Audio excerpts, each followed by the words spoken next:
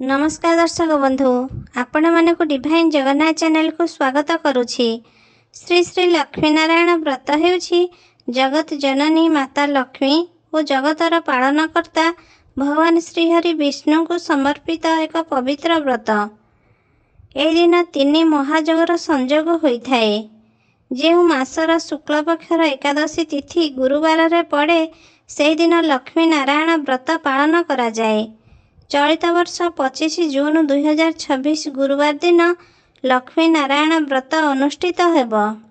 एही व्रत कले धन संपत्ति ऐश्वर्य वृद्धि हुए, दीर्घायु सुस्वास्थ्य और आध्यात्मिक उन्नति हुए, संतान प्राप्तिर आशीर्वाद मिले, परिवार रे सुख शांति और समृद्धि आसे, विजय और सफलता लाभ हुए, समस्त मनोकामना पूर्ण हुए, मृत्यु पर वैकुंठ प्राप्ति हुए बोली शास्त्र रे वर्णित अछि।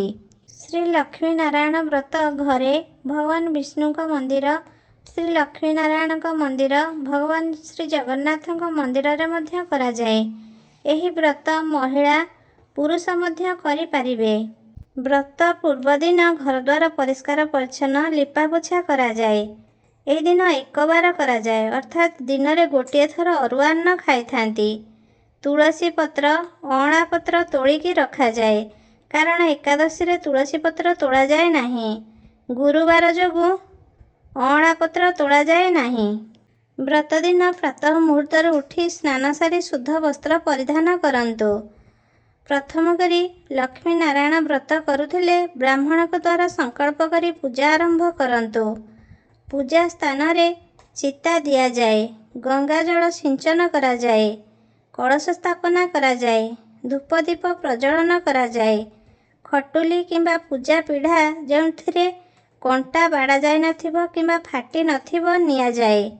पूजा पीढ़ा उपरे हलदिया किंबा लाल रंगर वस्त्र बिछा जाए। माता लक्ष्मी और भगवान विष्णु को जुगल मूर्ति किंबा फोटो पूजा करा जाए। मूर्ति होइथिले पंचामृत शुद्ध जल रे स्नान करा जाए। फोटो होइथिले पंचामृत सिंचन करा जाए।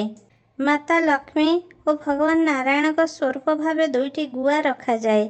गुआ को पंचामृत हल्दी पानी शुद्ध जल रे स्नान करा जाए। वस्त्र चंदन सिंदूर फूल अर्पण करा जाए। अँला डाल रखा जाए। एक व्रत को हल्दी पानी रे बुड़ाई माता लक्ष्मी और भगवान नारायण को नाम रे 10टी गंठी देई एक पत्र रे 10टी दुब 10टी अखंड चाउल फूल देई व्रत को गुड़ाई पूजा स्थान रे रखा जाए। एक पात्र रे पानी नहीं तुलसी पत्र पकाई पूजा स्थान रे रखा जाए। विभिन्न प्रकार फल भोग होइथाए। दही छेना क्षीर विभिन्न प्रकार कटा फल गोलमरीचा गुंड अदा छेचा गुड़ रे प्रस्तुत भोग मध्य पूजा होइथाए। एकादशी होइथिबारु एही दिन अन्न क्षीरी भोग करा जाए नाही। श्री लक्ष्मी नारायण व्रत कथा पाठ करा जाए। भोग अर्पण करा जाए। धूप दीप झुणा कर्पूर आरती करा जाए। दुब बरकोली पत्र अरुआ चाउल फूल द्वारा वंदापना करा जाए। क्षमा प्रार्थना करी प्रणाम करा जाए। पूजा संपन्न परे महिला माने बाम हाथ रे और पुरुष माने डाहाण हाथ रे व्रत बांधती। परिवार रे प्रसाद बंटन करी प्रसाद सेवन करती। पूजा परदिन स्नान सारी व्रत बाहर करती। व्रत पूर्व दिन व्रत दिन और व्रत परदिन आमिष पियाज रसुण पोड़ा पिता छतुलाऊ खाइबे नहीं। कलह अशांति परचर्चा परनिंदा करा जाए नहीं। ए दिन गरीब भिक्षुक को अन्नदान वस्त्रदान कले माता लक्ष्मी खुशी हुअंती। यदि व्रत समय पीरियड्स होइथाए व्रतर नीति नियम पालन करिवे। श्री लक्ष्मी नारायण व्रत श्रद्धा भक्ति और निष्ठार सहित पालन कले माता लक्ष्मी और भगवान विष्णु का कृपा लाभ हुए। यदि आपण मानक आम भिडियोटी भल लागिछि लाइक शेयर कमेंट एवं सब्सक्राइब करिया को भूलंतु नहीं। एही पूजारे ओम लक्ष्मी नारायणाभ्यां नमः मंत्र जप करंतु।